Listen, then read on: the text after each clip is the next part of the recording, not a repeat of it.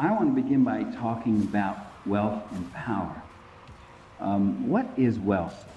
Anybody thought about that? What is it and where does it come from? I would argue that there are two sources to wealth. Namely, the source of wealth is from our natural resources, sun, the land, which produces crops and all that. And the second source of wealth is the labor that goes into producing those things. That's what creates wealth, you see.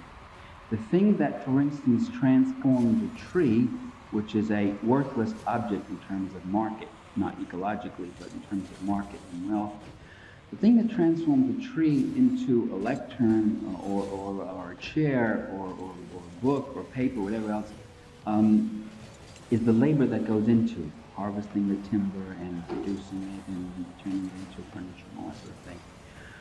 What we have in our society is a system called capitalism, whereby the wealth that you create with your labor, be it physical or mental labor, is expropriated from you, and you are paid back but a portion of the wealth you create. That's the only way that I can make money off your labor. It's by paying you back less than the value you create. By paying for all the various commodities of production, but there's one commodity of production that's rather unique, and that's not the raw materials, and it's not the fuel, it's not that. It's your labor, which also is a commodity. Because that labor will create a value greater than itself. It doesn't consume itself as entirety. That labor power gives me the chance to then sell these commodities at a greater price than what I pay you. From this, the capitalist accumulates vast stores of money. There's only one reason you are hired to work for the capitalist, and that is because he can make money off your labor. Let me give you a quote that comes out of, this is called Preparations. I should have had this located earlier, but I didn't think of it. It's from a full-page ad that was in the Christian Science Monitor a few years ago. And it said, what will capital be doing on Labor Day? Labor Day is when, everybody gets off.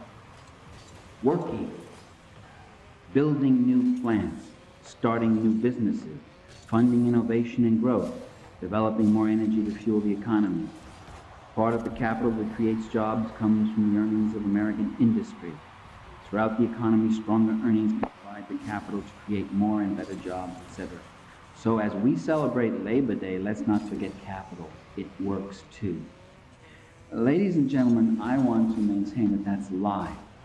That is an inversion of reality. Capital doesn't work. Capital doesn't produce anything.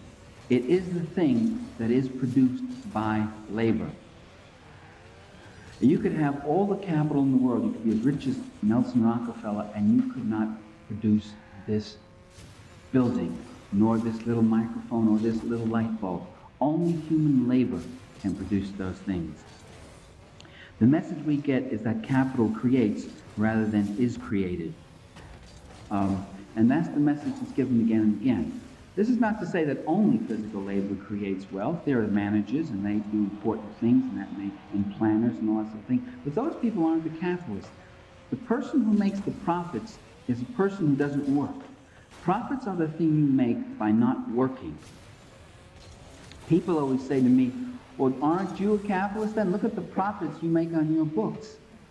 No, but I worked. I wrote my books. I sat there hours, 10 hours a day for over a year to write Democracy for the Few.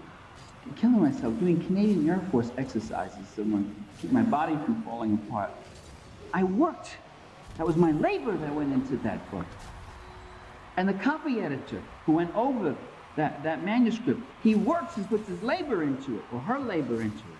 And the printers who put that book together, and the advertisers do the advertising copy, and the salesmen who go out and visit the professors and say, hey, adopt this book for your course. They are all putting their labor into that book.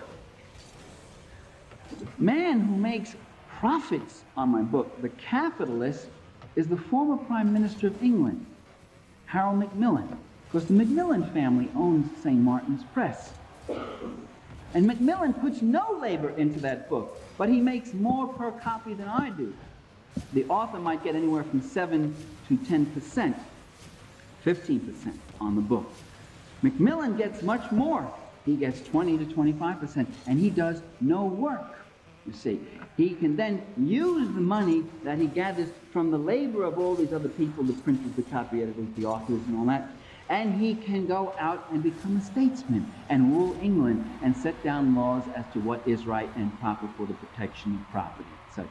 I saw Macmillan on TV a few years back. He was on the Dick Cavett show, you know, and Dick Cavett was saying to him, "Oh, Mr. Macmillan, now that you're, now